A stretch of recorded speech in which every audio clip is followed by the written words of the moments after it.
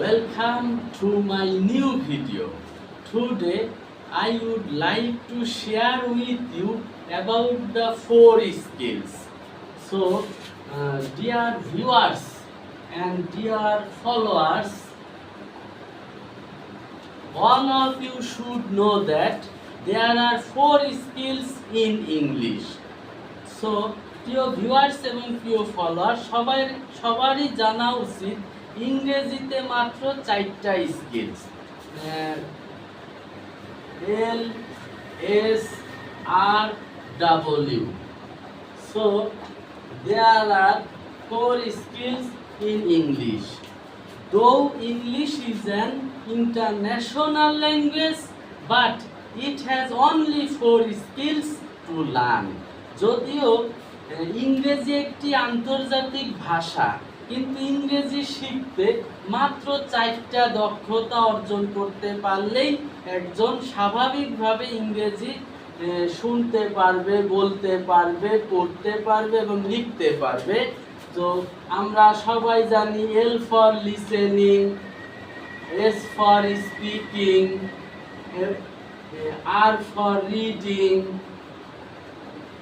and W for writing. So come to the point.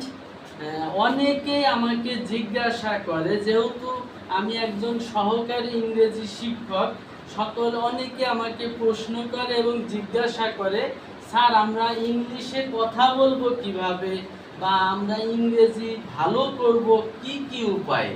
তো আমি তাদের জন্য আজকে এই ভিডিওটা তৈরি করেছি। ইংলিশে ভালো করতে হলে মাত্র 4টা স্কিলস থাকলেই হবে। তো তার মধ্যে listening, speaking, reading, writing.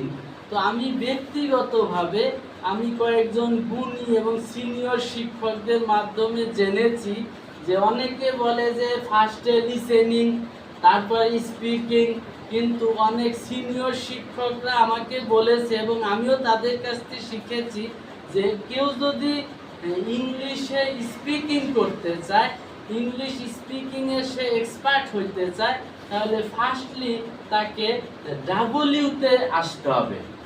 W means writing. এখন রাইটিংয়ের জন্য কি কি দরকার?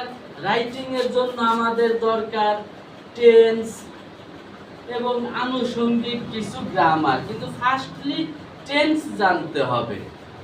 সো প্রিয় ভিউয়ার্স এবং প্রিয় ফলোয়ার্স, আমাদেরকে আগে রাইটিং শিখতে হবে। কেউ যদি ফার্স্টে ফ্রি হ্যান্ডে রাইটিং যে কোনো ইংলিশ সেন্টেন্স সে বানাইতে পারবে, তাহলে সে ইংরেজি বানাইতে পারবে। ধন্যবাদ।